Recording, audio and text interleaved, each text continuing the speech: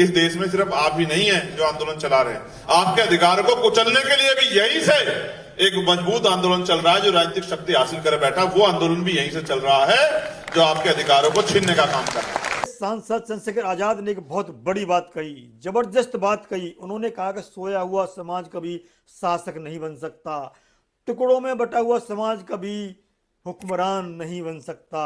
साथ ही साथ उन्होंने कहा, मांगने वाला हमेशा भिखारी रहता है, कभी राजा नहीं बन सकता। देखिए वीडियो। सोया हुआ समाज कभी शासक नहीं बन सकता है, टुकड़ों में बटा हुआ समाज कभी हुक्मरान नहीं बन सकता है, और मांगने वाला हमेशा भिखारी होता है, राजा नहीं होता। ये बात जब तक आपकी समझ में नहीं आएगी तब तक आपको इस देश में कुछ नहीं मिलेगा। आगे चंद्रशेखर आजाद कहते हैं, समय बार बार दरवाजा नहीं खटखटाता। सोचिए बाबा साहब के बारे में, उन्होंने आंदोलन नहीं किया होता, क्या तुम्हें अधिकार मिले होते? ऐसा नहीं है, जो आप अधिकार के लिए नहीं लड़ेंगे, दूसरे तुम्हारे अधिकार कुचलने के लिए लड़ने को तैयार हैं, आंदोलन करने के लिए तैयार हैं। इसलिए तुम्हें अभी 10% भी सफलता नहीं मिली, आंदोलन जारी रखने होंगे। समय बार बार दरवाजा नहीं खटखटाता।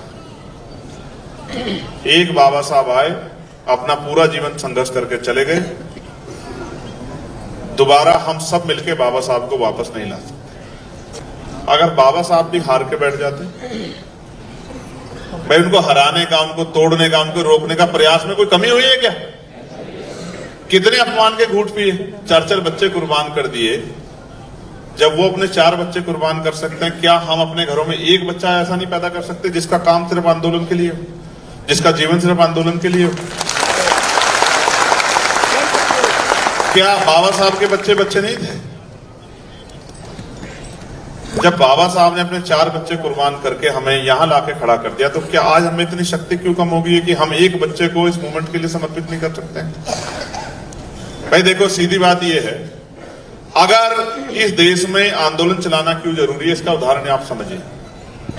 आंदोलन चलाया बाबा साहब अंबेडकर ने तो अधिकार मिले, आंदोलन चलाया फूले साहब ने तो अधिकार मिले, आंदोलन चलाया साहू जी महाराज ने तो अधिकार मिले, आंदोलन चलाया काशीराम साहब ने तो अधिकार मिले। और अगर आप ये समझते हो आपका जीवन खुशहाल हो गया, रोटी कपड़ा मकान और तमाम तरह के रोजगार और स्वाभिमान सम्मान का जीवन आपको मिल गया है और अब आपको कुछ चाहिए नहीं, तो आंदोलन मत चलाओ। और अगर आप ये समझते हैं कि आपका 10% समाज अभी पैरों पे खड़ा हो पाया है और 90% समाज अभी गड्ढे में है, तो फिर आपको पुनः आंदोलन चलाना पड़ेगा। और आप नहीं आंदोलन चलाओगे तो आप ये समझ लो, इस देश में सिर्फ आप ही नहीं है जो आंदोलन चला रहे हैं, आपके अधिकारों को कुचलने के लिए भी यहीं से एक मजबूत आंदोलन चल रहा है। जो राजनीतिक शक्ति हासिल कर बैठा वो आंदोलन भी यहीं से चल रहा है, जो आपके अधिकारों को छीनने का काम कर रहा है।